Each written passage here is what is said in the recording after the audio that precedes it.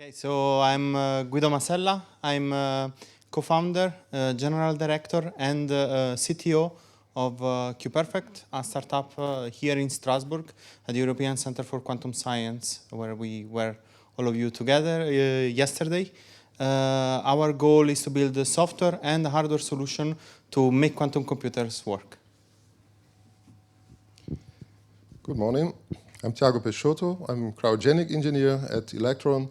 And we are bringing to the market the first quantum computers based on trapped ion technology using this magnetic gradient induced coupling mechanism. Good morning, I'm Elina Fuchs. I'm a junior professor at the Leibniz University Hannover in Germany and the National Metrology Institute, PTB, in Braunschweig. And I'm a theoretical particle physicist, and my goal is especially to do more research about how to use quantum sensors, in particular atomic clocks and the nuclear clock, to look for light, dark matter, and gravitational waves. Morning, my name is Marten Teitsma. I'm a professor of applied quantum computing at the Amsterdam University of Applied Sciences. Also member of the board of what they call Action Line 3, focusing on quantum delta, NL, in Netherlands, and focusing on human capital and creating talent for the quantum technology sector. Okay, so thank you. I won't introduce myself. It's not the point. And so the first question is about the differences and similarities also that we have in between startups and academy. And so the first question is, when we talk about career development and long term also, what is your opinion in between the differences and also the similarities in between startups or industry, when we talk about everything, and also academia? We can start with academia, I think. Yeah, okay, maybe this is what you're most familiar with, because while you study, you are surrounded by people who are so far staying in the academic system. And you know, you finished your bachelor, you're doing your master now. Many of you might be thinking now whether to do a PhD or not. And after the PhD is again the next threshold when you will be thinking, should I do a postdoc or not?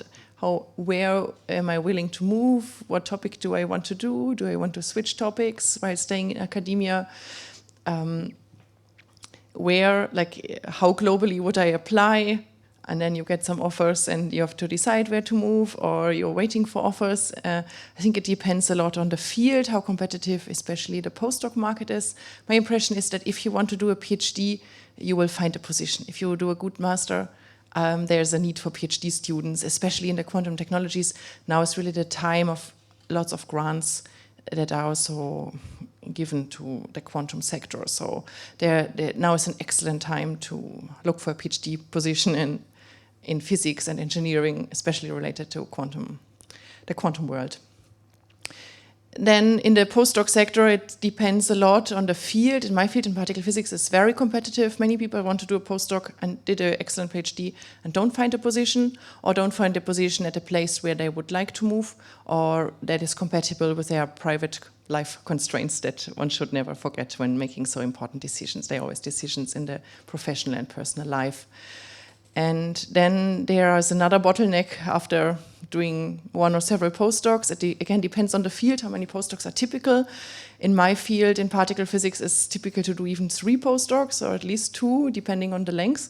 I see that in other fields, after 1 postdoc, some people already win a junior group leader position.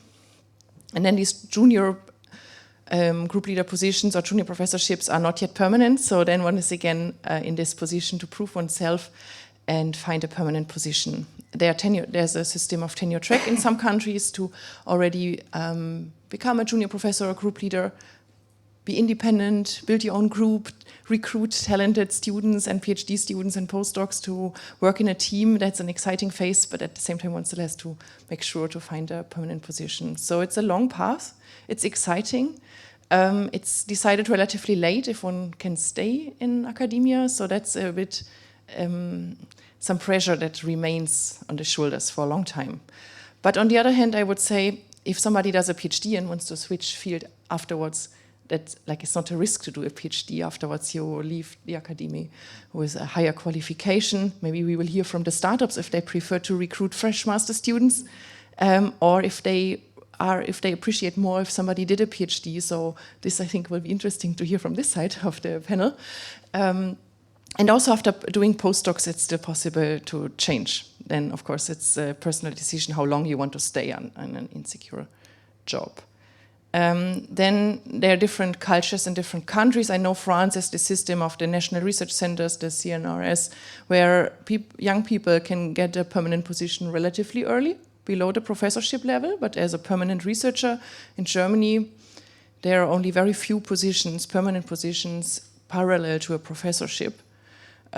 So I think things are changing slowly, but it's still worth looking in comparing the systems of different countries to find a system that suits your needs if you rather aim to become a professor or if you rather want to have an earlier security and start as a permanent researcher and still have the chance to grow in your institute. Yeah, so that's maybe what I want to say initially. Thank you. Yes, actually, yeah, you asked already some questions directly to the startup, so I think they can answer about, yeah, what is a career long term, and also, what was your path, in fact? Did you go directly to the startup? Did you make of course, I guess a PhD, you all have a PhD, and when did you decide to go to the startups? I can start, okay. I think you touch an important point. It depends a lot on the academic culture of the country you are studying. Myself, coming from a country that is much more academic, so basically people in science remain in science, so there is no really, this decision is really not necessary, so to say, it's not pressing in an early stage, so people move from masters to PhD and then postdoc and so on, looking towards a professorship. In Germany, as you said, the bottleneck is much tighter, and it's important that you take this decision really early, especially if you really don't expect to stay too long or long term in the academia and go towards professorship. Then it's very valuable to have some experience in a company. Early on, like. For masters, here also you have a lot of opportunities of doing the PhD on the job. Several companies offer that.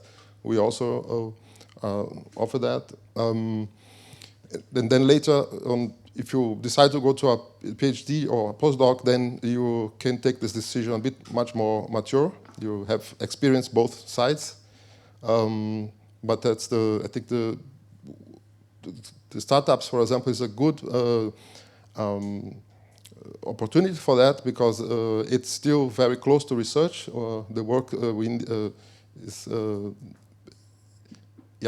a balanced environment between a fully corporate and academia. So we value the students bringing the fresh knowledge from the university.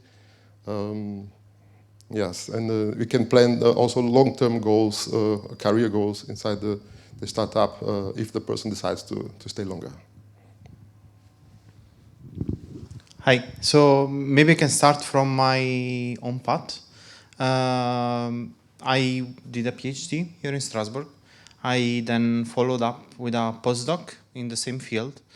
Then the opportunity opened to work on the things that actually the startup is working on today. And I did another postdoc on working on this thing while, in the meantime, founding and setting up the company, and then moved 100% to the company. So I have maybe the perspective also of a person that founded the company, and it's really fast-paced. You in academia, all your career goals are towards reaching tenure. While when you start this path with a company, is to really grow, scale the company, make to IPO for example, and make a successful, for a founder, a successful exit. So basically like value your shares in the company and at some point like sell part of it or the totality of it, or having the company just grow so much in the time that you are there. So things are fast-paced. They are dictated by the market, and your goals, even as a employee of the company, are to progress within the company. And things can change. In a postdoc, you have a postdoc for 1 year, 2 years. 2 years is most likely, but you need to move a lot. That's true. In a company, things can change in the span of a few months, and especially in an early stage startup, things go crazy because one day the startup, you can really see the finite lifetime of the startup. So you have all the insecurities about will the startup continue after this point? Will we make it to the first fundraising? And then after, and you progress within the startup.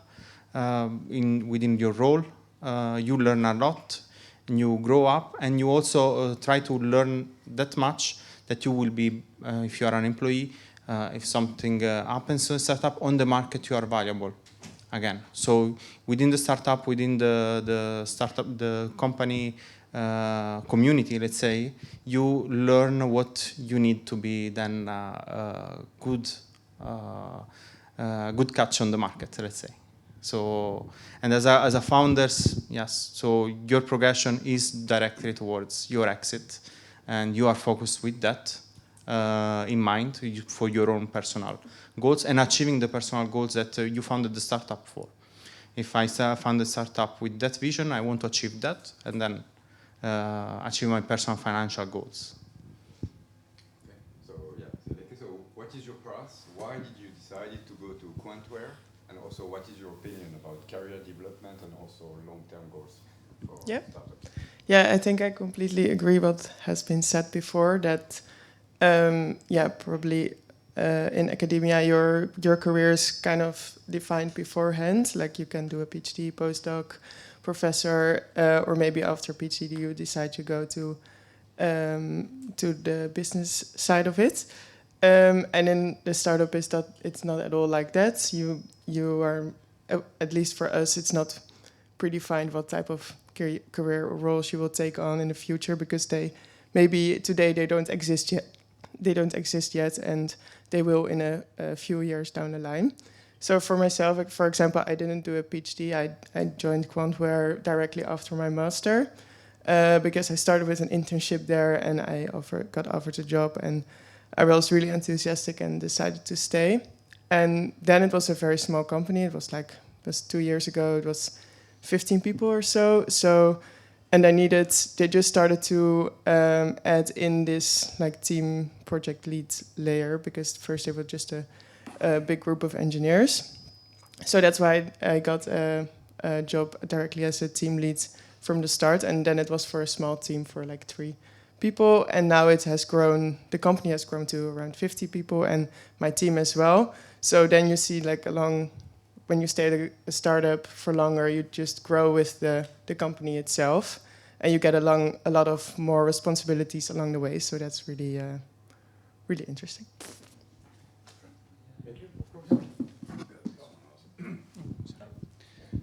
Yeah. Okay. Yeah.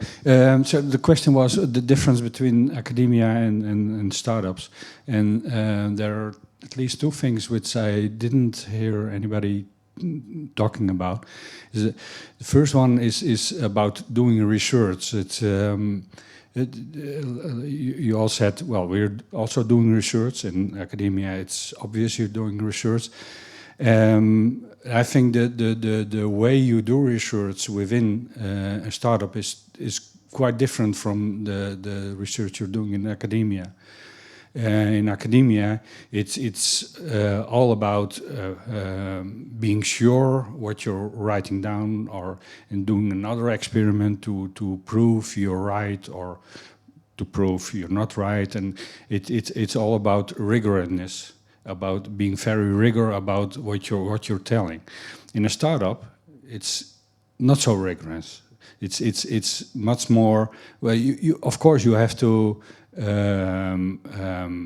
make things work, but then the proof of this being well, how it works or whatever, it's more about it should work, and then it's done. Then the work is done, and the question why it works is of less importance.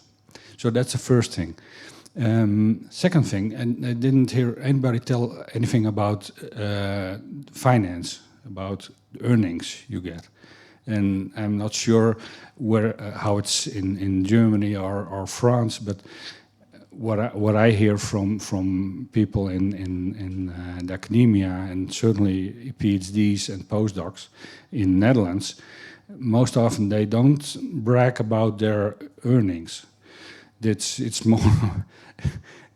more often they say, well, maybe I should go to the industry, to a startup, when I really want to make some money. And about, well, dynamics, it's indeed much more dynamic, and that's really important thing, I think, when you're working. Do you want to work for a long time on a specific subject and go really deep into this subject and try to understand it really, really well? Or are you much more of a character who wants to do, well, more different things along the way, and indeed not being sure about what next year will bring and taking opportunities? And then there is, well, maybe there is also something alike, competitiveness. So there's a lot of competition, you know, within academia and also within startups. I mean, well, there's one guy representing a startup here who got a blow on his nose, if I'm not mistaken. He's not listening. He's no. So it's very, very, very much of a competition. Maybe even indeed getting blows on your nose here. So it's a rough world, you know. But then it could be attractive. Yeah, maybe connecting to this topic of how much does one earn, I think it's a question that one should address. It's relevant for a job decision. And indeed, I also have the feeling academia, we don't talk a lot about it, or there's the common thinking that the salaries in academia are, well, not competitive with the big companies. I don't know how they compare to startups. But I must say, so in Germany, it's like postdoc, from a postdoc salary, one can already live well. So there's no, it's not a big risk of taking a postdoc. But if one would leave academia after a PhD and go to industry, one could earn more. Now I'm a junior professor and I'm quite happy with the salary, just not, when I started a junior professorship, I didn't have any continuation option. It is a limited 3+3 year contract. But now that this year I will start finally a permanent professorship, then now I see that my salary will really grow. And in Germany, I can say professors earn really well. So once one reaches this long-term goal to become a professor, then the salary is really good. So maybe one should not always talk badly about the career options in academia. It's just that it's decided so late and only a small fraction reaches this stage as a professor. And I see the problem that there are not enough options for these long-term positions. And one other aspect I wanted to say, maybe I phrased it a bit too negative about the postdoc phase in academia. This is a phase of a lot of job insecurity. Doing a postdoc, even at a very renowned institute, doesn't mean you will have a job afterwards. Not, at least not in academia, you will find a job. So you're highly skilled already after the master and after the PhD. It's not clear where you will do it. But I must say, for me, the postdoc phase was super exciting. Then I always thought, okay, I don't know what my next job will be, but I will keep all these memories from living in Israel, in the US, and in Geneva, always in my heart, in my memory. We also moved as a family then from country to country. And then we always thought, okay, nobody can take this experience away from us. And I think no other job would I have moved through so many countries. I think it's possible if one wants to do it also in the industry, but in the postdoc system, it's almost built in. So if you're ready to also appreciate the nice aspects of the postdoc life, then it's really also like eye-opening, and one can see a lot of the world already through the profession. And I also appreciate a lot working in so international teams. Okay, thank you. Do you have some other things to say? Yeah, compliment. Of course. Yes, that's true. I think it's also the reason why many people delay this decision that after the postdoc phase. It's not too late. When I said the earlier we take this leap to the corporate or to the industry, the better for you in terms of career. But what the industry, because the industry values this experience, if you are in an early stage of the career and you spend 6 months internship or 1 year at the company, you can still come back to a PhD and postdoc. You enjoy both worlds, and you gain some corporate experience for later if you decide that academia is not your place. But that's true that postdoc and PhD time is very exciting, very challenging. It's fun, it's joyful. I myself did this. I actually decided to go to industry after my 3rd postdoc, so it was quite late, but it was risky. It was risky because for a long time I did not have any corporate experience. So for the big companies, they are looking this with a bit of skepticism. But in a startup, they know, okay, he's coming from the academia. That's the knowledge we need. So there is still some experience in the sense of this person can work independently, right? Can contribute to several research areas, not only a focused. Small, deep part of the technical expertise. Anyone else? Do you have questions about? Yeah.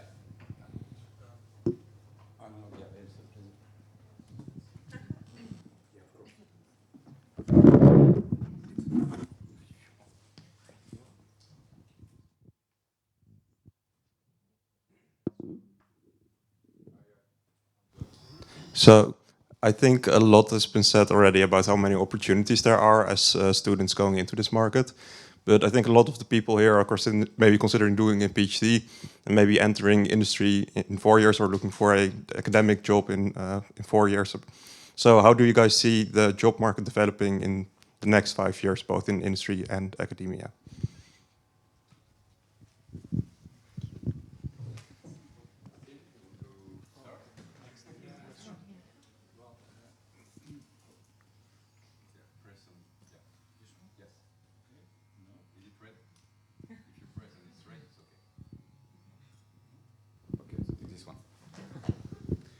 Well, if I could predict the future, I probably wouldn't be sitting here.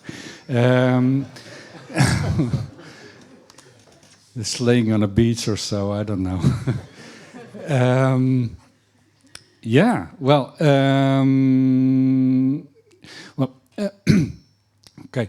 So you're doing a master in technology, you're doing a master in quantum technology, or aligned somehow, and then you are learning to make technology, to understand technology, which is very, very promising.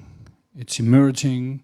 So the field itself of quantum technology, I think it's growing. It will be growing, but in the unfortunate circumstances, it won't be growing, and there will be some, I don't know what, right-wing policies cut all the funding, and I don't know, China will prevail in this, and we're lost. Then you still do have a lot of knowledge, a lot of skills, which are valuable for all other kinds of technologies. So I think the future with respect to opportunities on the labor market are great and will stay great for all of you.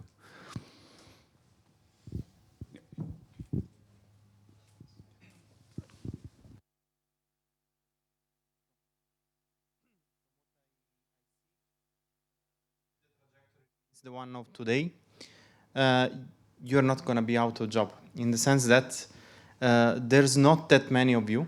There's not that many people that are today taking the leap to study quantum computing, quantum technology, and there are a lot of startups every day. New, growing, they are making their financial targets, at least in private funding. So they need to scale up, and it will become competitive not between people, but it will become competitive between startup. It's a long way until the market, let's say, of jobs in this new quantum industry really saturate. So you really have an opportunity here in the next, probably, I don't know, 5 years, but 2 to 3 years, you really have an opportunity to make the most out of your knowledge in this industry. Yeah, I would agree. I think all of the startups have very, very ambitious goals already for like the next 3-4 years. So let's say some of them survive, there will always be an opportunity to work either both in academia after a PhD or going to the industry, I think.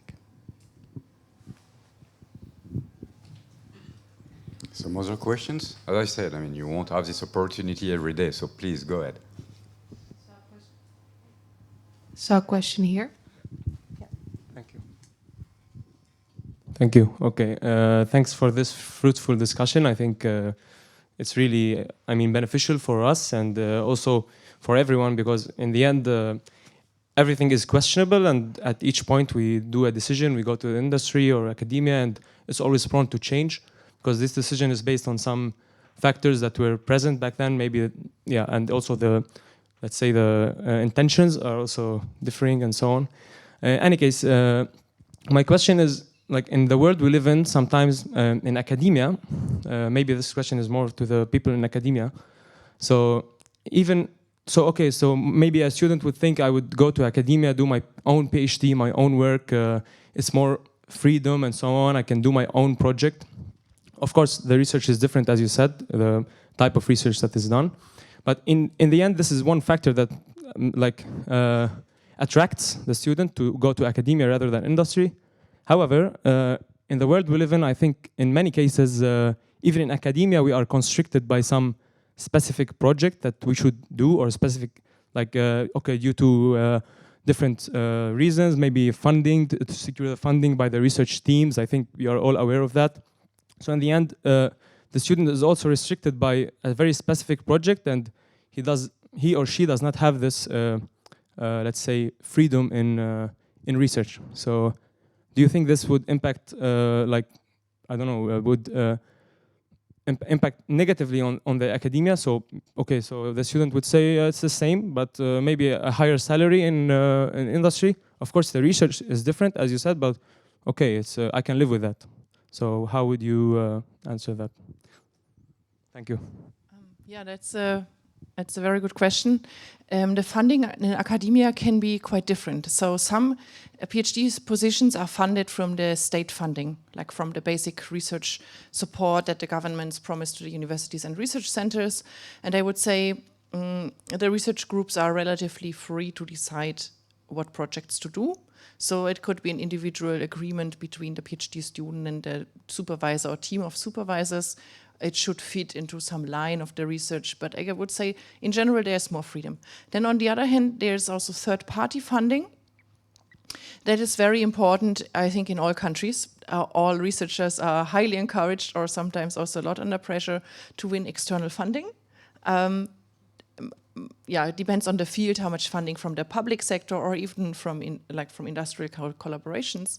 And there, to different degrees, there's a more concrete goal what to do with this funding. So some funding comes directly from a ministry, or from the science foundations, national science foundations of the respective countries. There are different programs, different tracks. So researchers can write a project proposal for a concrete PhD position, and then hire a PhD student from this. Or there are collaborative grants, like research clusters of several groups in the same university, or university and a research center, or several universities of a region that apply jointly for bigger projects of a duration of even 4 or 7 years of funding. And there is still some freedom. One doesn't have to do exactly as it was written in the proposal 7 years ago or so. But there's maybe a goal towards which it should go. But then maybe it's possible for a PhD student to discuss with a supervisor or team of supervisors to do some projects during the course of the PhD very aligned with these goals of the funding, and have the freedom to do maybe one side project which is a little bit more free. So I think it's a very individual question. But in general, there is a good degree of freedom. But of course, one also wants to achieve the goals that the grants were written for.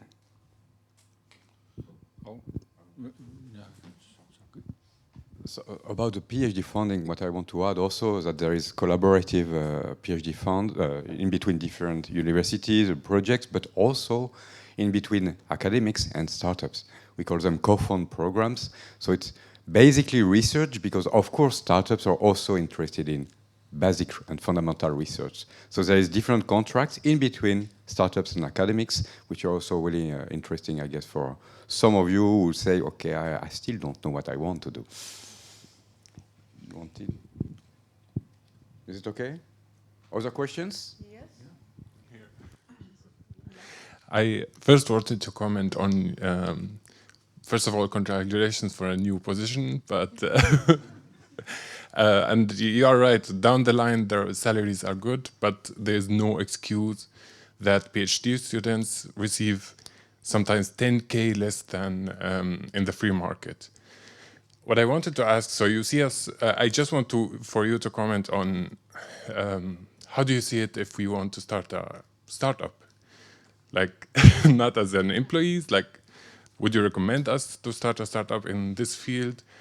Also, I want to hear from the startups, also from academia, because I know you get in touch with some of the spin-off in the university.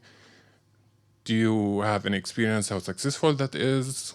What should we bring with us, and so on? Yeah. So my first suggestion, like the one that comes very impactful, is don't. It's a lot of stress. Don't start a startup from the point that someone that did it. It's a lot of stress, a lot of new things, like things that bring you away from research at first. You need to do a lot of administrative. You need to if you're not comfortable, for example, presenting or being on stage, you need to be there. You need to be there for the company. You need to learn about business, how to run not only how to program, how to achieve the goals, how to run a business every day. Especially if you then work 100% inside the startup. There are situations, half of our co-founders are still in academia, but they dedicate part of their time to the startup. It's a little bit different, but if you, like me, you go 100% on the startup, can be very demanding, but it's beautiful, especially when you meet the target. And when you see the team working all together towards a shared goal, all the people that you had some problem, like huge piles of administrative paper to hire, and then you finally see them all working together to achieve a goal. That's really something beautiful. You feel like you are doing something that is meaningful for your clients. So you are changing in a very different way, maybe than medical doctor, or but you are changing their life. You are making their life easier, or you are making them earn more. You are helping them with something like right away. You see the effect right away, and that's something amazing. But the experience of starting a startup can be pretty demanding, but I think it's the same everywhere with different time scales. This is like very short time scales. And as I said before, you see, especially at the start, you see when your enterprise is gonna fail. If you don't meet this target up to this point, then you are not gonna continue, and it's scary. It's scary, especially if you are like me, fresh out of academia. Maybe you don't have like years and years of saving from your career, but just the one that you could make during your PhD and postdocs. It's scary seeing that deadline, but also is exciting. And that's the best part of it.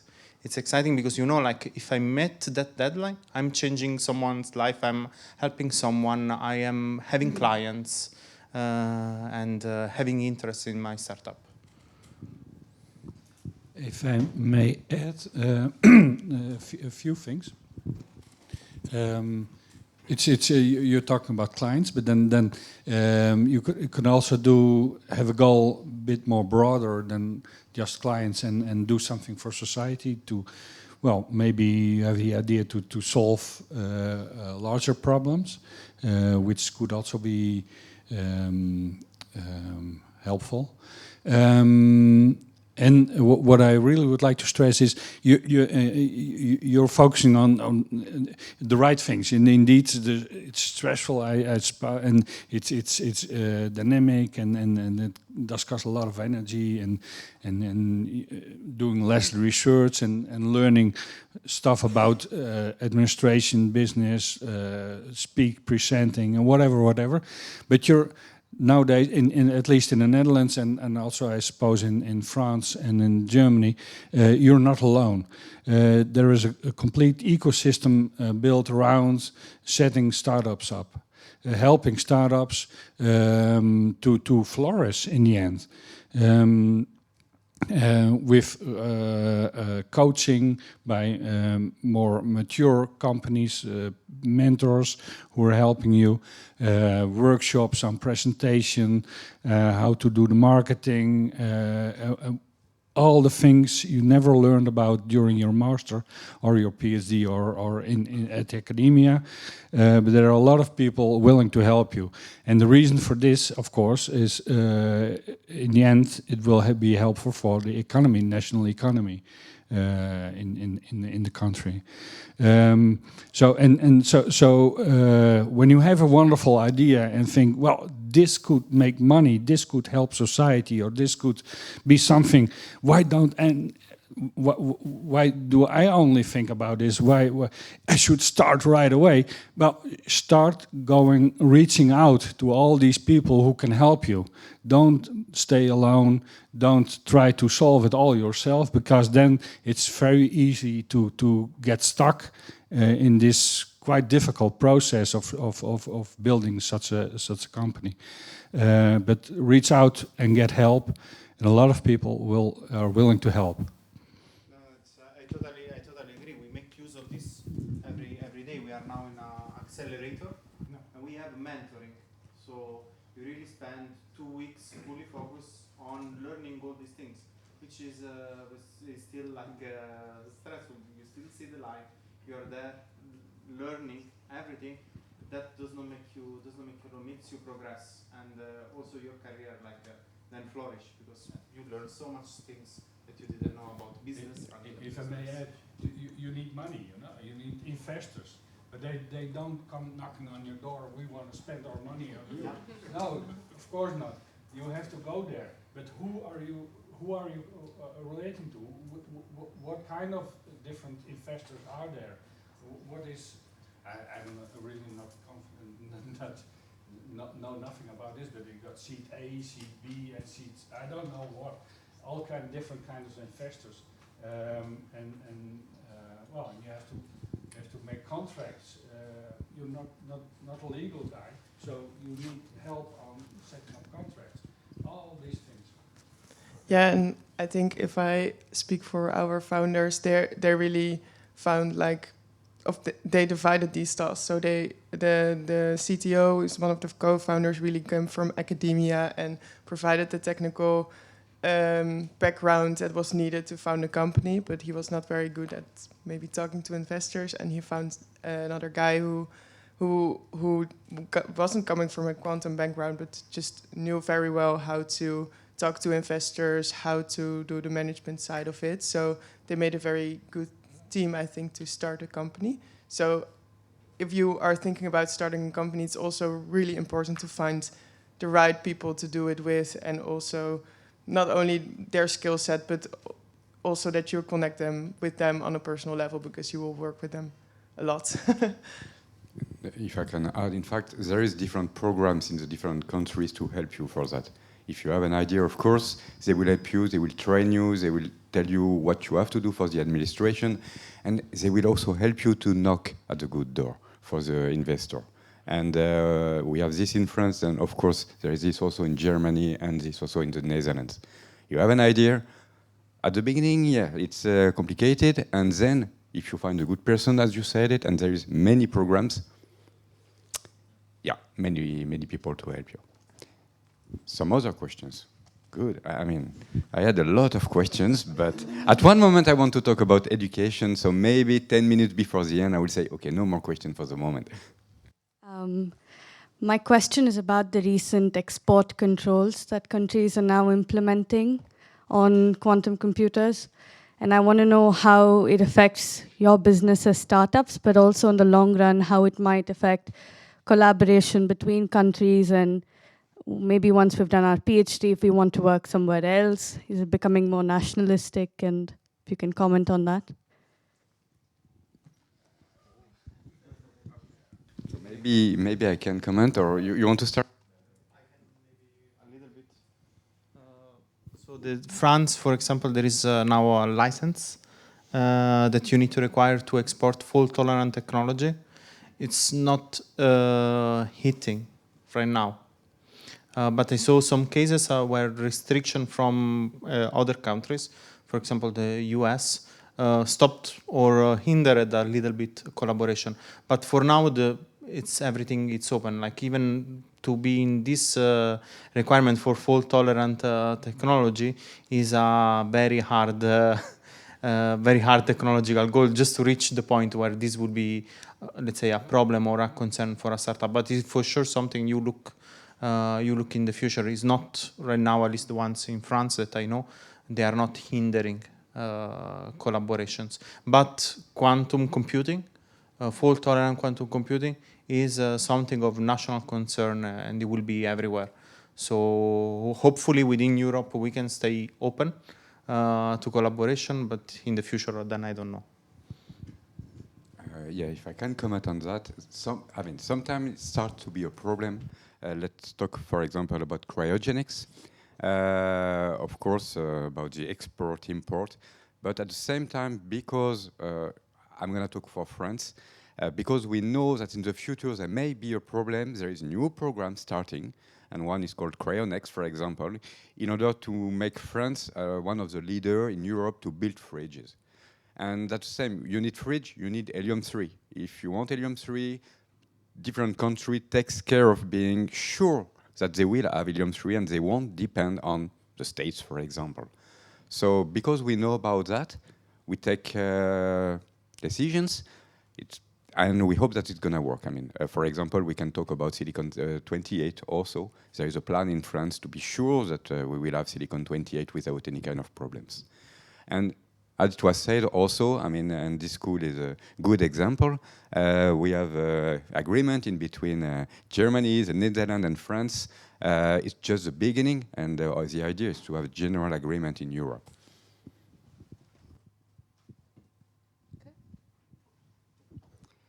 Hi, thank you for giving us this opportunity to ask questions. So I would like to ask a question regarding the quantum hype. So within the academic world, some people are concerned about this, or like us, after 4 or 5 years, let's see, we don't know how this world will look like. But I guess regarding startups or industry, I have the impression that they rely on investors, so they also rely on kind of the money coming in, but then there are also a lot of ambitious goals. And yeah, I would like to hear your opinion on what you think about the so-called quantum hype. Thank you.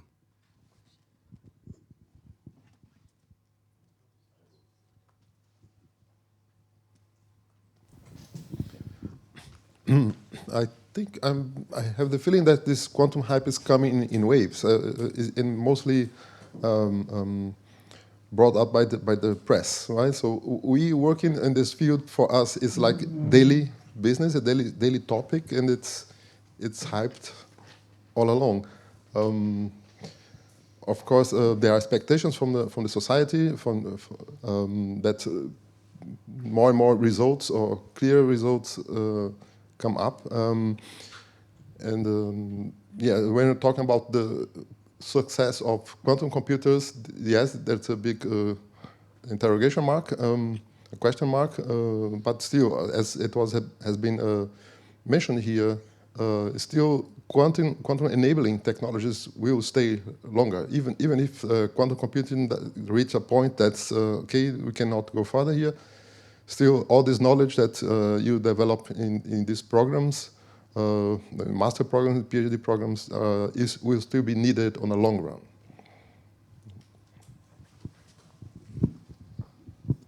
Yeah, I think it would be very risky if a startup really depends on the hype to get money in. You need to believe in your own cause, and even if it's a bit more difficult to raise money, you should be able to pitch it in such a way that you can transfer your beliefs. And so indeed, I think I agree, like that it's more of the fields that's indeed that comes in wave, and that there's sometimes a hype and there's sometimes not, and we just do what we are good at, and we continue with the work we do and we believe in.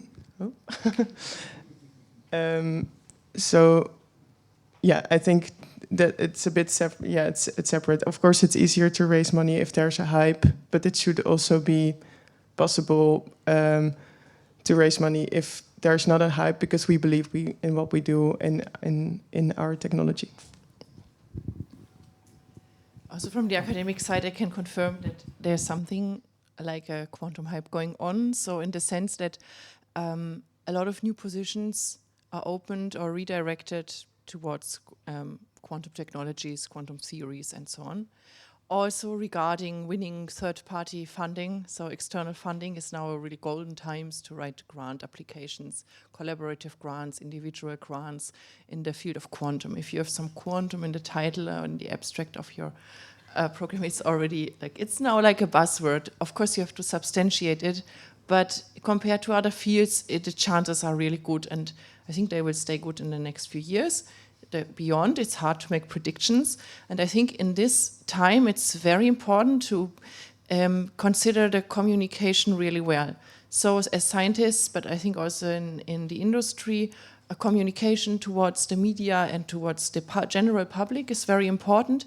And in this phase, it's very important that we are honest and realistic to describe also the uncertainties, and it's also a responsibility of the media and also to report it in an accurate way, and of the politicians to inform themselves well, and not to believe that in 5 years the quantum computing will be broadly applicable also, because then it's we can already predict there will be some disappointment. So I think all sides need to communicate very honestly and say what we have achieved already, what the next steps would be, but also be honest about the uncertainties, such that we avoid a breakdown of some like unfulfillable hopes.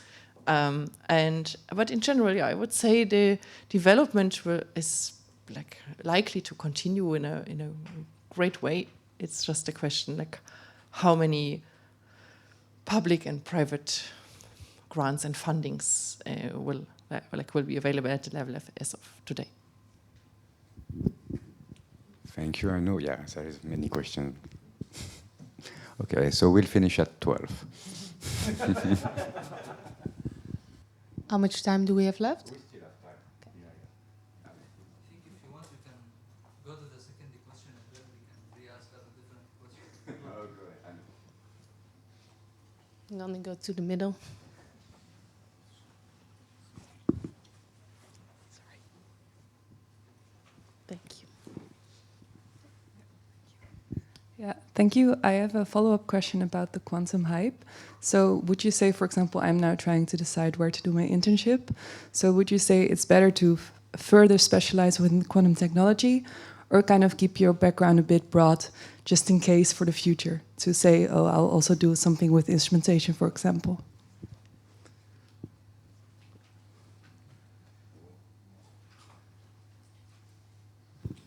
I think I would just do whatever you want to do and not really let it depend on if there being a hype or not.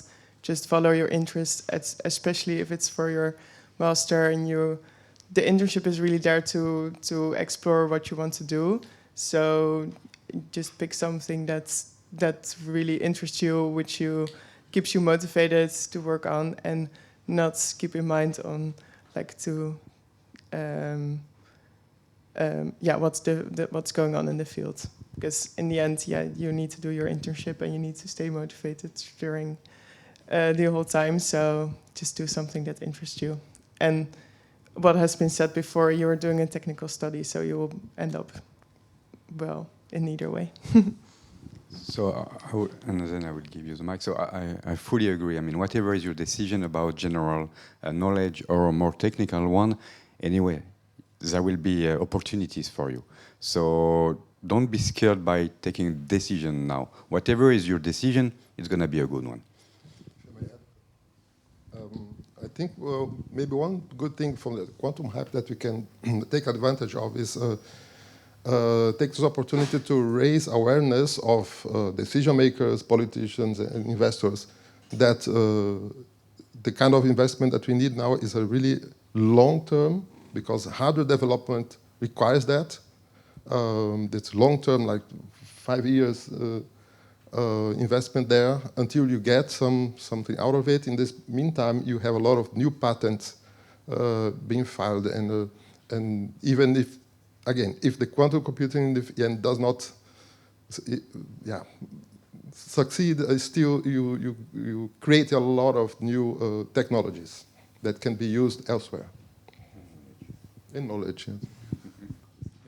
You asked, your question was what kind of internship, and I think the most important is to accelerate in your internship. And when do you accelerate? When you are working on something which motivates you sky high, and then it doesn't really matter what you're doing afterwards.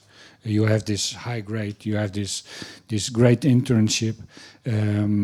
That's one. Second thing, during an internship, most often you not only learn, you're not knowledge oriented, but you're also skills oriented. And skills are most often not so related to specific knowledge, not to specific subjects, when content wise. Furthermore, you learn to work in a company or in a working environment, which is also very different from your education. So all these things are what you learn during an internship, and you should enjoy yourself. Like, I mean, always. And then about the hype, quantum technology is a very broad technology. Quantum computing, quantum communication, quantum sensing, and it's emerging, but it's also called disruptive, and it's being called disruptive because it affects all different kinds of sectors in the industry, in society, and what's not. So when you talk about a hype, it's about computing most often, but then indeed computing, it's only one, well, not small thing, but one thing, one aspect of this technology, and indeed,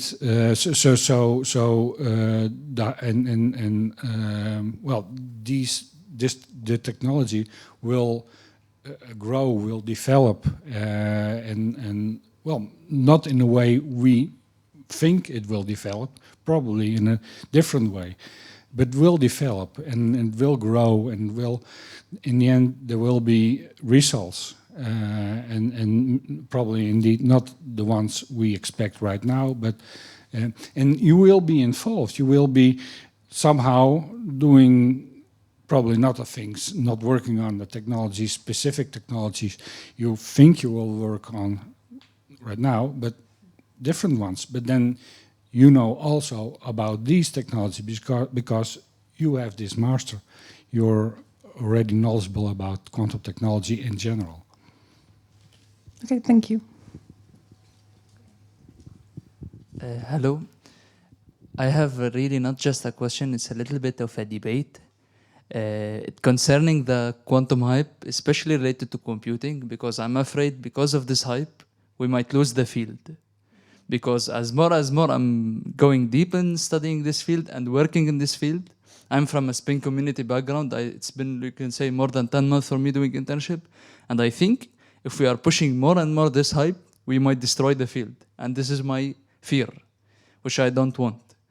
What I think we should do, and I want your opinion on this, is that we want to take a step back, sit down, focus more fundamentally on fixing the problems properly, doing the physics way much better than it's been rushing, and then going towards the application. Because what I'm thinking now is that the application is here, and we are here, and we want to jump a big step where might be we drown, and then it's really hard back to go up.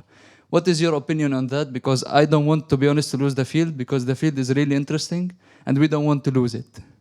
What do you think about this really hype that we want to really stop it a little bit, work more on the physics, understand it better, and then push towards the application, because it will speed up the application rather than slowing up towards the application?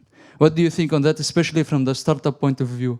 Because I'm way pushing now, I'm working on letting it still in the academic level in order to understand it properly before going it to application-wise. What do you think on that?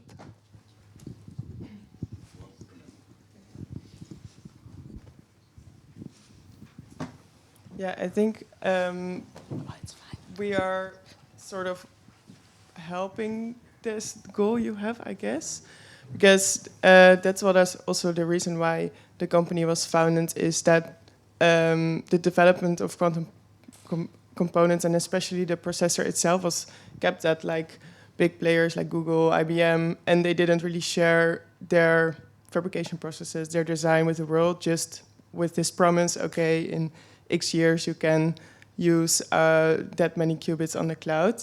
And that's why we started a company where we are selling very small scale processor units with 5 qubits, with 25 qubits, so that researchers who don't have the access to have a processor unit, don't have the access to clean room facilities, etc., can still learn and understand the processor better, and the circuit and everything that's going on.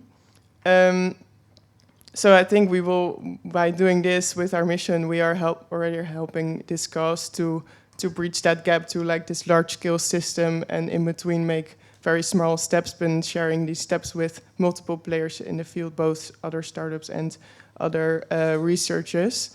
So I think I would agree. This is from a superconducting background, but because even in IBM they are now facing limitation, which is due to the fact they are rushing. Yeah, exactly. Yeah, so we try to solve that. Point of view also, even if you're not here? I mean, I guess you have some point of view. Yeah, maybe in a few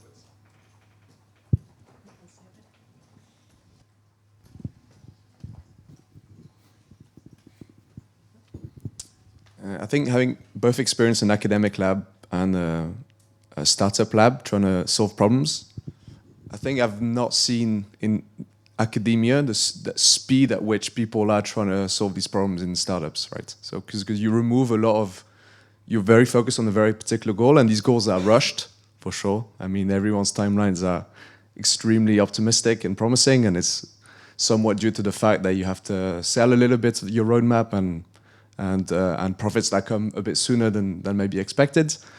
and that's definitely feeding into the hype. But having experienced the hardware team in a startup, I have not seen that level of pace in trying to solve these problems in other environments. So even though maybe it's not communicated as well from a startup perspective, because there is concerns over IP and strategy and that kind of stuff. So maybe from the outside world, it doesn't seem that things are not progressing very much. But I think from an inside perspective, things are moving at a really, really fast pace. So yeah, I think that's... For me, I'm really concerned about drowning because of this fast pace. Because at some point, if we face, for example, a bigger problem that it really takes time, then we lose this hype. And if we lose this hype, we lose the money, we lose the investments. And this is a crucial point. This is why main really concerned. Yeah. But then Oh, sorry. Go ahead. No, Celeste, you wanted.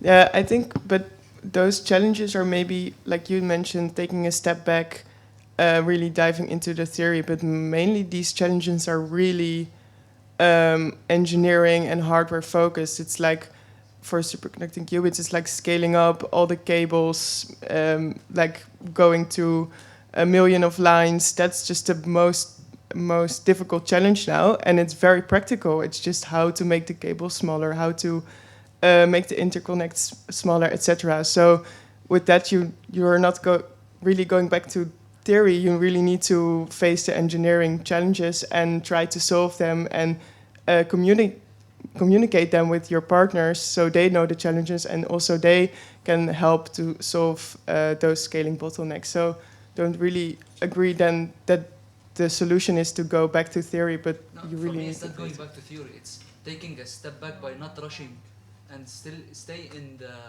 the process that we are having. Maybe you are a little bit off with something. Rushing and fast pace are two different things. Like doing blindly something because you are optimistic, that's not how things are done. When you ask for money, for a VC, for funding from the public, you give your timelines for solving technical problems. And that's what a startup does. That's actually what filing a patent or what a patent is, which is like, for example, for startups like the one that we founded, it's really, really important. A patent that's then at the end the IP, the value that we want to create. It's a technical solution to a technical problem. And going fast to solve that technical problem or to find a solution to technical problems that we know that they are there, that's not rushing like blindly. It's going fast pace. And yes, I understand that maybe there are some of the bigger problems, but up to my knowledge, no one is hiding them.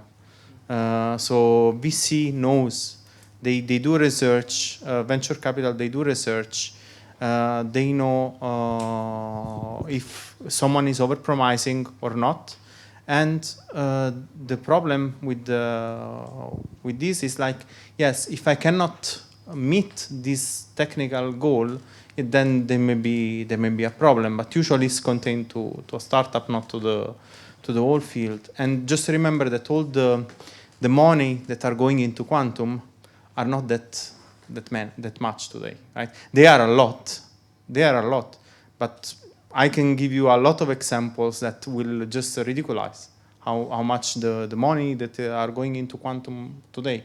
So yes, there are big investment for what quantum used to have, but they are not the biggest one in the planet. Take, for example, AI, take, for example, car manufacturing, take, for example, I think Pascal did 100 million, right? 100 million is the budget for a Formula One team for 1 year. It's amazing, but you just reduce the scale. Think about rushing is fast pace is different than rushing something, and people know the technical problem, and they try to address it. IBM, you said IBM has a roadmap. Something they think they can achieve in the next, I think it's 3-4 years. QuantWare, for example, released a roadmap of what they think they can achieve in the next 3-4 years, and up to what they are doing, they seems reasonable.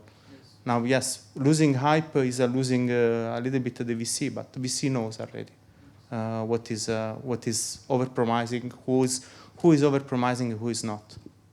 And also, I think, as far as I'm aware, funding in academic research for quantum is still going strong. I mean, in fact, it's going upwards, following the trend, well, hype, as you can say, but the perceived benefits for society is still so. So you have all these companies that are sort of dedicating more and more resources to try to scale up a problem given a particular solution that already came out of labs. But I still see very, very good research in trying to figure out fundamental aspects of the device theory or even the algorithms or whatever. So there's still room for academia to find maybe better solutions to find them. And sure, like if the companies find roadblocks in which the technology is not going to work, then they'll just stop. And that's just a healthy aspect of competition and all that, right? But I think the academic baseline is still researching also the lower aspects of things. So. Thank you so much. Yeah, we could talk about this a long time, but maybe if there are some other questions. Yes, there's a couple. Maybe I know. First here, then there. Many hands. Thank you. I had a question mainly regarding the industry aspect.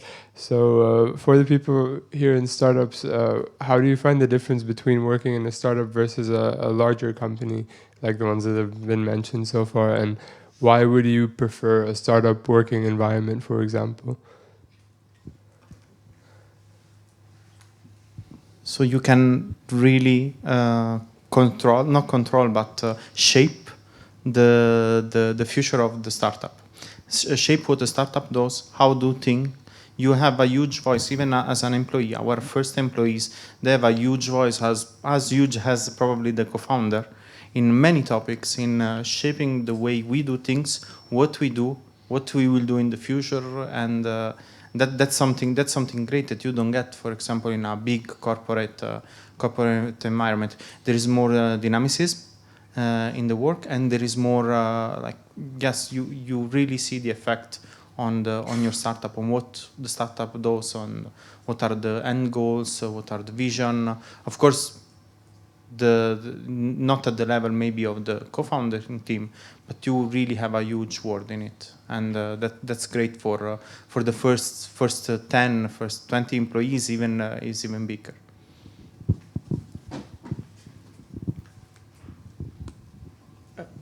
Yeah, I completely agree. I think it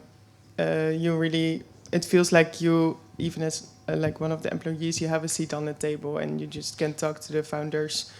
What is your opinion? What's your feedback? And how you think things should proceed? And they will really listen to you and maybe change their course along based on your opinion. And also you have a bit more flexibility, I think, to take on certain roles, to take on certain projects. If you think then we should do something and you make a strong case, then there will be flexibility to implement that in your daily work. You have something to add?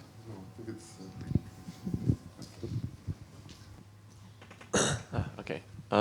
Well, moving away from the quantum hype, there was one question that was addressed in the beginning. It was about the hiring either master students or PhD students, or specifically when they done studying. So regarding the hiring such people, what would you prefer as a startup? Would you either choose someone who finished their masters or done their PhD most of the time? We are really looking for all types of backgrounds. So beforehand, we think of a role or we see where we need more people on what certain topics or what teams, and then we think of a certain background fit to it. And sometimes a PhD student is more suited, but a lot of the times also it can be someone from directly from their masters, or maybe someone who did more like a vocational studies, or someone who worked in the industry for some time and needs to join us. So we really think beforehand what type of profile we're looking for, and then we would put it in the job description and then we find certain roles. But there's not really, so depending on the role, we have some preferences, but in general, I think it's very mixed at QuantWare at least. And I more like in general for the startup in general. Okay, so maybe on our side is the same. So it depends a lot on the role, what the role entails, and how much independence. You usually don't expect the same kind of independence from a master student or a PhD and of perspective. The PhD is always a good added value, but there are roles in which both we can search. So it depends a lot on the role, what we are searching, what is the profile, and then it's very mixed. It's very mixed and role dependent also. So I completely agree. Same for eleQtron. At eleQtron, we seek people from all levels, so from work students to internships and master and even PhD. You can do the PhD on the job, or you can already come with a PhD. We profit from all of these backgrounds and experiences. I've witnessed at eleQtron that interns, even staying a few months, gave some valuable contribution to the company and also get back a nice experience. Maybe I can add something. There's written down, published this spring, the so-called European Competence Framework for Quantum Technology, which is making levels of all kinds of knowledge and skills with regard to quantum technology. And one important remark in this report is that you have specialists at so-called C2 level, and you can get at the C2 level of knowledge by being a specialist. One way is doing a PhD in academia, or on a job, sort of part-time, facilitated by a company. Or you can do this by building up experience within a company. And both of these routes lead to become a specialist at C2 level. And then it's up to you mostly, and probably having the academic route, then you become faster a specialist at C2 level. Maybe also specialized in a specific subject related to where the company is focused on. And in academia, you're maybe a bit broader, maybe a bit and a bit faster, become a specialist on a specific subject. So there are different routes, and so the question becomes: well, what do you want? Become a specialist or not? You can start right now at academia. You can start right now in a company. Both routes come in the end to the same endpoint. I have a follow-up on your question, because you mentioned degrees. Do you also look for other things like personality, attitude when you hire? I think that's connected to your question as well. For the startups. If I can start, yes. Highly motivated students that they know more or less what they want to pursue, and they can relatively work independently, but also rely on colleagues and communicate in a good, let's say, timing or frequency, that in order to identify early on difficulties, bottlenecks, challenges, and be able to develop this together in a team. So if you bring one core expertise and you have a little of broad overview of the topic, that's ideal. It depends also in the team that you are going to collaborate with. So usually startup, it's a highly collaborative type of work. you don't work alone, unless rare cases. So it's very important in the hiring process also the feedback of the team. How easy is it to work with you? Like how easy with your personality, like is it to work? If you are not a good communicator and you close yourself and you cannot communicate with the rest of the team, that's for sure a minus point.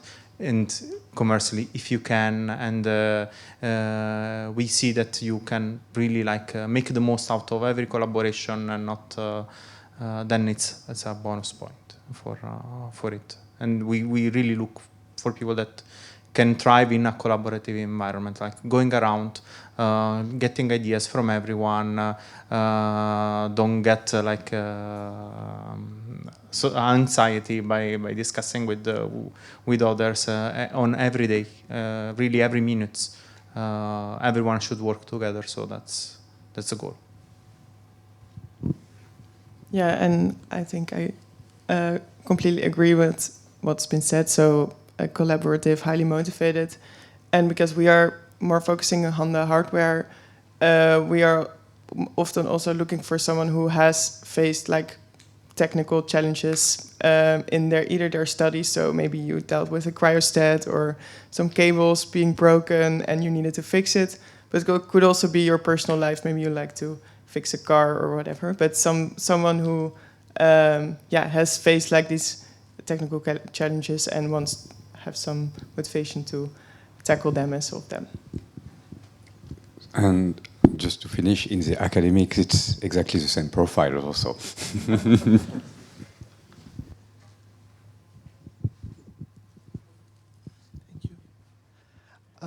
I really concerned about the application of quantum computing.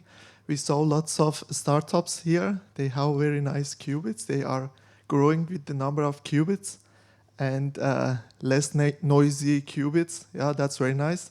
But again, finally, we should find real application to them, not like very immature algorithms that already solved, but now we are doing speed up. And in that regard, my question is that don't we should think of a really international collaboration between different countries, because now something like this summer school is really good, because I met some people from my university, from different institutes, that we are working on the same topics, but we didn't know each other. We just met it here. But I mean something really more collaborative to find real applications, like what people did in CERN or ISS, and not being more open source and finding something, then different companies can work on that. I want to know, how do you think about this? So first, thank you for saying that it is a really good school in order to meet a lot of people from different nationalities, and because it's not only from Germany and France and Netherlands, it's all nationalities coming from this country. And then you wanted to start to answer this question? Yeah. So I think your question is directed to both sides, like academia and startups. I can say that in academia, the quantum technologies are also becoming more and more international. CERN, for example, has now this CERN Quantum Technology Initiative with the branches of quantum computing, quantum networks, quantum sensing, and quantum theory.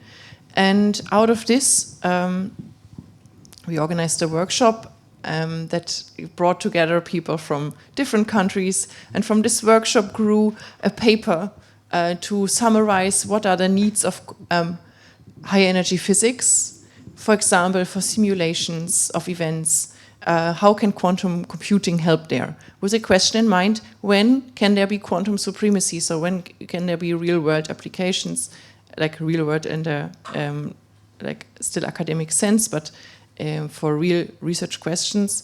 And this is growing further. So it was a kind of seed, and now it's an initiative of all the CERN member states, and also involving collaborators of non-member states. So people have already realized that the way to move forward is to move together and to make it coherent, to concentrate the resources that there are, not to double the efforts in different member states, but to combine them and to give a vision also towards formulating what our priorities in the community.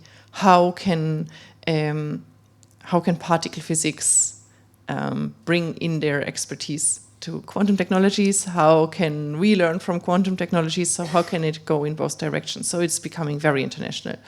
And of course, there are all the national quantum initiatives, and there are already like this Dutch, French, German collaboration, and like CERN wants to develop further into a hub, European hub of combining these initiatives. Yeah, and I think like we are making the processor itself, but of course to prove that it's working, we need other parties and partners to do a demonstrator, for example, to show that it is working or that it can run an algorithm. So for that we are looking for partnerships to work together to build like a full stack system where we can do such things. So there are collaborations going on, yes. On our startup side, I think this is really a concern of our work. Yes, we build software to simulate quantum computers, but that can also help understanding what are the limitations of classical. We really believe we are like right at the edge at the classical at the quantum advantage, so right at the edge between classical and quantum, and we want to collaborate with people to really understand what do we need to call this quantum advantage. What is the first application that we can already start maybe tomorrow or in 1 or 2 years, start to gain advantage with quantum computers.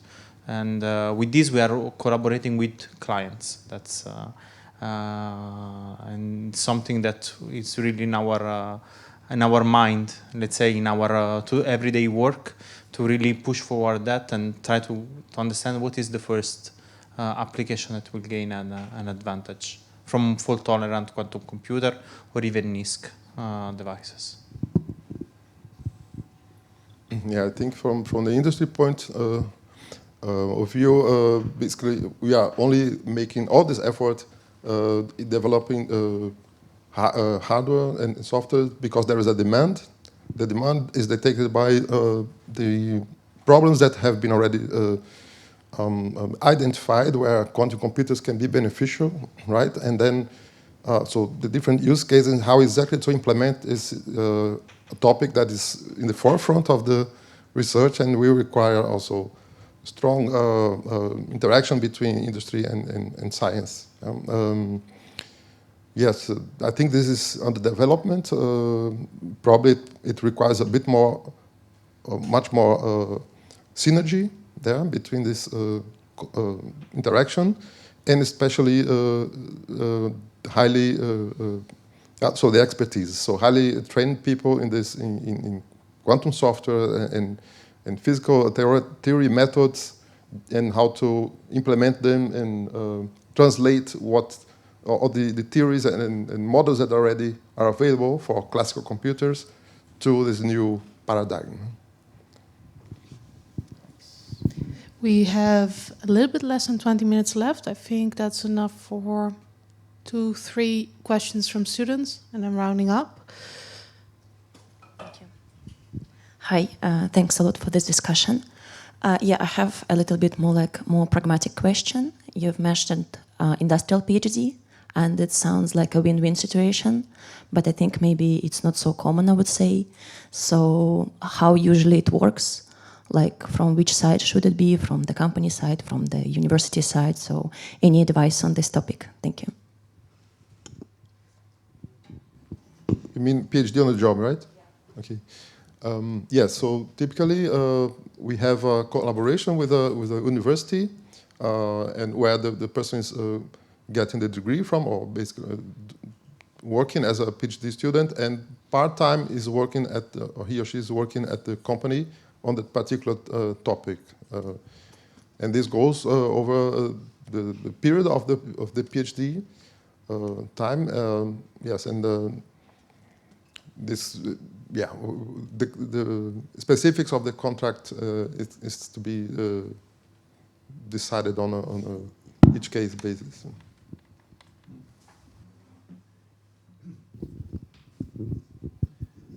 Yeah, told before I said that the research in startups is different from research in academia, and this could be some kind of conflict within this construction you're suggesting. Although I think it should be pursued for sure, because it's well, like you said, a win-win situation. In Netherlands, we are now trying, and if I'm not mistaken, it's being done also in England, UK, if I'm, to set up so-called practical doctorates, which are aimed not at a traditional PhD thesis, but are aiming to solve a practical problem and build around it. Also a thesis, of course, because you have to prove and being scientific and all. But it's more practical than theoretical, like PhDs normally are. So that is also something where, well, also in at national level, people are thinking about.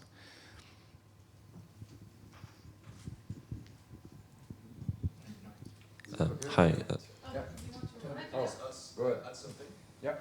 So at least in France, so when you do an industrial thesis, so you need an industrial supervisor and an academic supervisor, right? So the startups still have very strong links with some academic groups, right? So, I mean, it's probably the case for everyone here, I'm guessing. At least it is for us. So if you want to do a thesis with in the context of a startup, already be accustomed to the group that they're working with, right? So go and see and try to figure out who's working with the startups and see what their research is doing and try to contact the group. And the other point I was going to say, a good entry point to these theses are also to do an internship in the startups, right? Because then you get into the environment, you know who the researchers are, and then it's a bit like this. But these are always done in collaboration with an academic group, so this is also a very good entry point if you were to try to get an industrial PhD, let's say. But yeah, maybe a last point is, yeah, the research is very different. So you get, in an industrial thesis, you get a lot less wiggle room to do your creative work. You're sort of aligned with the company roadmap. So it's a little bit different than in the academic side, but exactly. Something to consider. I think the point is that the startups also require or need some more fundamental understanding of some aspects of the research, but just don't have the time or resources to pursue that. And that's very beneficial that a PhD is working, a PhD candidate is working on this kind of problem at a more deeper level, connected to an academic goal, and then can bring this also back to the research. Okay, here we see room for improvement based on this fundamental. So it's, for example, Doppler cooling scheme that can be improved, optimized. This requires simulations on a deeper level, and understanding that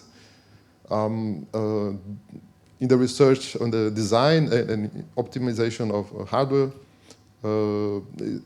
that is not possible. It requires a longer time and effort invested there. Hi, so first of all, thank you very much for this discussion. I have two short interconnected questions. So I'm pretty sure a lot of people here are pretty familiar with how the progress timeline in academia goes, like you do 3-4 years in PhD, then postdoc, and what fundamentally determines your progress is the value of the papers that you publish. And especially if you work in, especially in theory groups, there are 3, 4, 7 people working on a paper. For experimental groups, it's more. But in larger startups, and especially in companies, it can be 40, 50 people working on a theory paper, and this individuality is lost. So I guess my two questions are, how does this progress timeline work in startups? And also, if you want to, say, change your line of work or go to a different startup, how does it work on an individual level? Does a company file a report on you or something like that?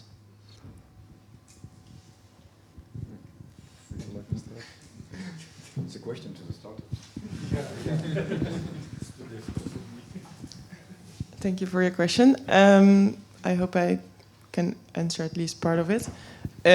For us, I think we don't really judge performance based on papers or sort of thing. I think that's very unique to academia. Your work is just judged by like your daily performance, maybe the speed with which you learn, grow, etc. So it's not really focused on paper writing or anything like that. And we also don't do like with the 50 of us like write a paper or something like that. So I don't know if that answers your question or someone else. The question is, if there is a paper with 50 persons, if you apply for a position, how is it possible to say, okay, what did this guy do? Yeah? Can you answer? I mean, it depends also on our interviews, or is it alpha now? Imagine. So, what is a typical interview in a startup, for example? So it's maybe it's not about the paper. Like you don't look at the paper. You look at the challenges, at the skills that you had developed, for example, in your previous job, the challenge you have encountered, how you solved that, and how you are able to solve the challenges or to carry on the project that you will have inside the startups. Many of these projects, they will not even be in a paper. They will not produce a paper at all. You are building technology that will be used by the startup for reaching its goal, or you are making technology that will be used by the clients of the startup. And then, of course, if you have if there are amazing results that are valuable for the community, many people worked on all this project, and then you will write up. All these people will write a paper on it. But this is something that it's not the goal. It's like then a posteriori you say, okay, we did A, B, and C. Maybe B has wider interest that is not only the startup will benefit all the community. Let's publish a paper, or maybe our technical solution here really some advantage. We want to show everyone, and then you write maybe can be a white paper or some technical paper that you can publish on your website or whatever else. But it's mostly you are solving problems, and during the interview we need to value, and I'm learning how to do it. It's a very hard process, but you need to value how good you are at solving this problem. And the best way for me to know is like asking you or contacting your references to understand what are the problems you encountered and how did you solve them. So in your previous job or in your previous during your master thesis or PhD thesis. No, I think I agree, and it's the same for us. Yes. Okay. So we have 10 minutes left. Do you have some other questions? Yes, of course. It's really good. I mean, don't be Yeah. shy. I mean, we are really happy that you have so many questions. Okay, thank you for this discussion. So you've talked about the freedom in industry, and I've only made my internship in academia, so I wanted to know what is the difference in pressure for a student or just any scientist in academia and in industry, and if there is a difference, and how do you deal with that? Difference in pressure? Yes, so like you have to sell something, so you have customers, and maybe you have some goals to achieve. So do you have more pressure or not? I don't really can compare to academia, but I can explain a bit of like the pressure that's going on in our company. So I think a very good example of it is we have every 2 weeks we have a cool down. So we measure our devices, and they are both like production devices and R&D devices. And this cool down is a very like costly thing because it takes 2 weeks, and you cannot change it anymore. If you put something in that's not working, then you lose a spot basically, or you haven't finished your device on time and you cannot put it in, you also lose a spot. So before every 2 weeks, there's like a lot of pressure in many teams, both in like fabrication team because they need to finish their devices and wire bond it before the fridge is cooling down. And most of the time they are finished on Friday morning, while the Friday afternoon the fridge is closing. So then the measurement engineers are really working very hard to make this deadline and to wire all the stuff and document it, etc. So it is really high paced, both because we have some delivery standing and they have a deadline, and also because of our we want to do R&D and want to keep up with the field. So in that terms, there is some like cycles of busy times and high pressure, but also some when the fridge is warming up or cooling down, then people are a bit more relaxed, for example. So that's a good example of things like being high pressure or not.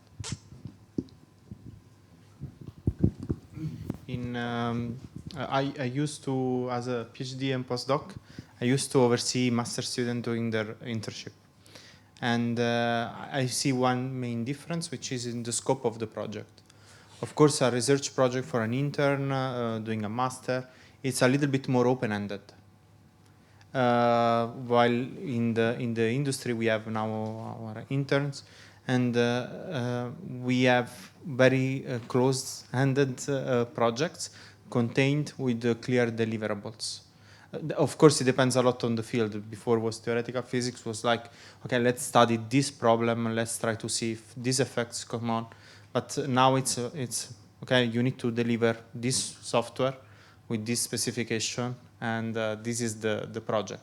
But maybe in the future we will have also more open-ended research project also in the company. But this is the first thing that we are seeing is like how close, how the deliverables are defined at the end of the project, and it's a little bit more close and precise on our side in the industry, even with PhD secondments. Usually we have a goal that is achievable in very precise, achievable in the time frame, and with clear deliverables. Yeah, I agree.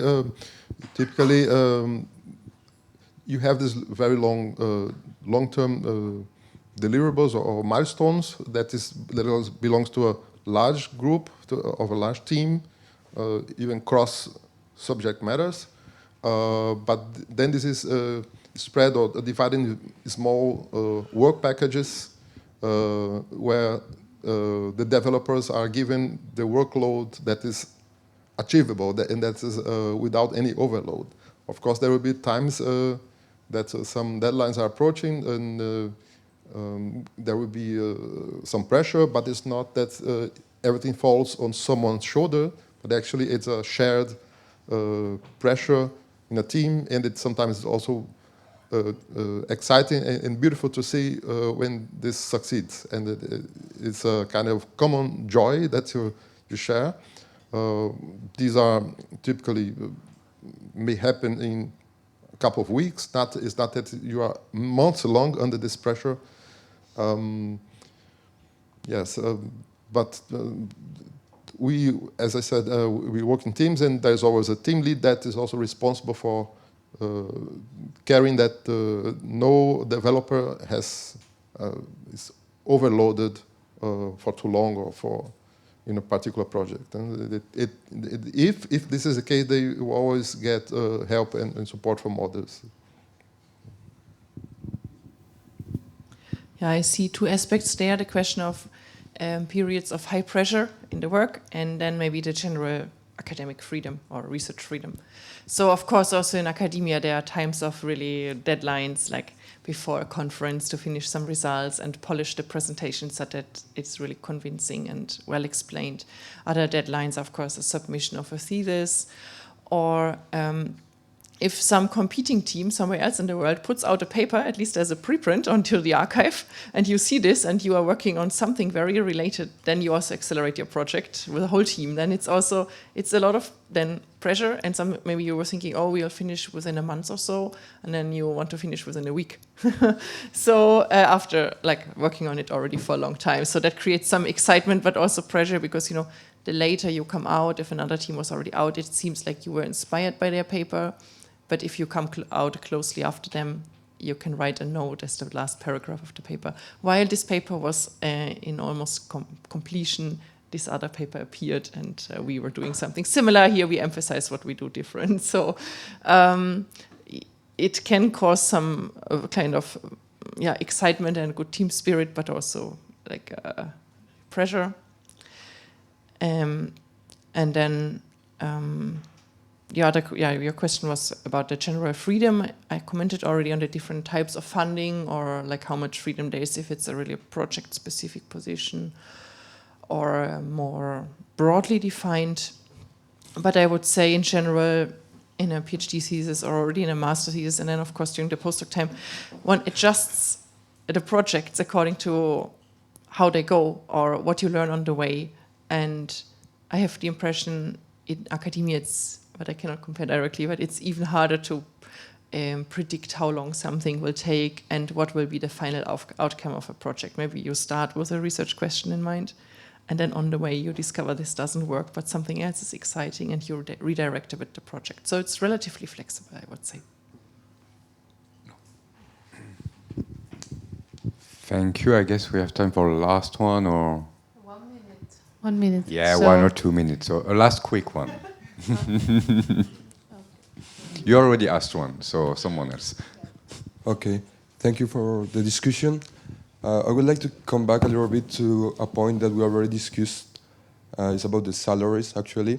So, okay, it's time to have the break.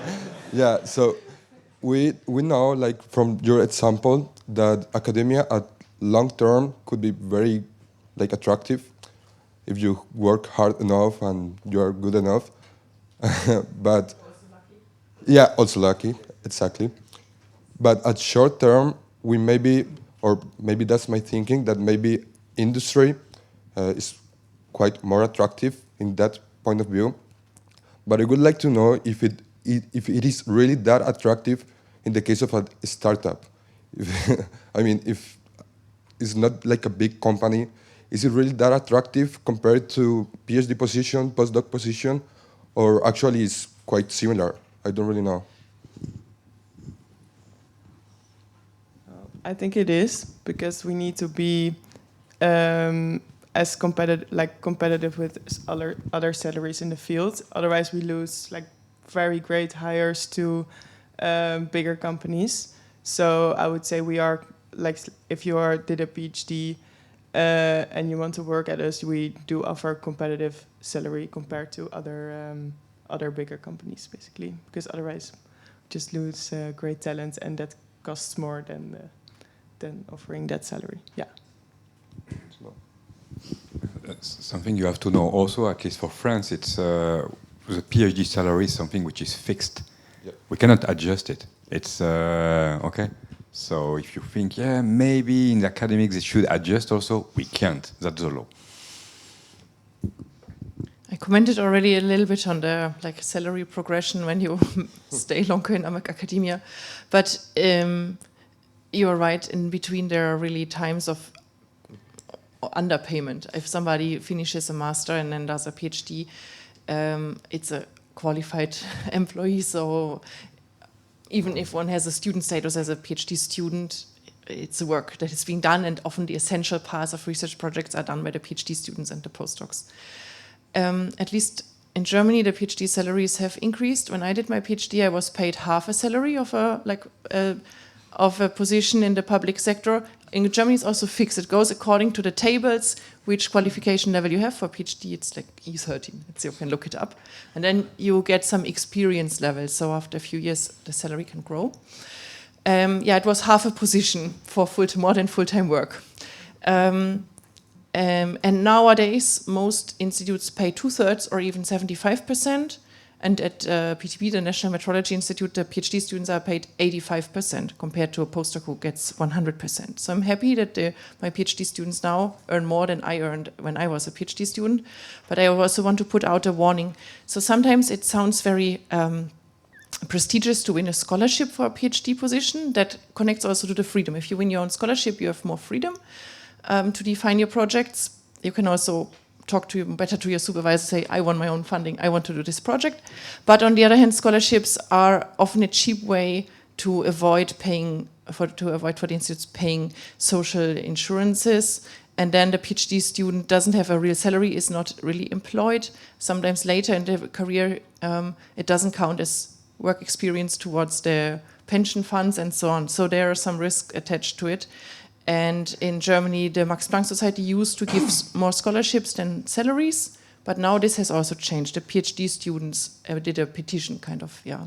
So the situation is improving, but if you start a PhD, look at what kind of position or scholarship is offered to you. It can depend a bit on the different countries, but scholarship sounds great, but it also has some risk concerning the implementation of a work contract. Okay, thank you. Thank you. So we're going to stop now, even if there is an urgent question, because now it's going to be coffee break. And if you have questions, they are still here. There are some other people who are not here on the stage, but they can also answer your questions. So we're going to end this session, and I would like to thank again Celeke. Celeke, yes? Yeah, Guido, Thiago, Elina, and Martin, and also you, because it's not so easy sometimes to ask questions. And thank you. We are really happy for all this interaction. I think you are happy also, and we can continue it during the break and also after. Thank you.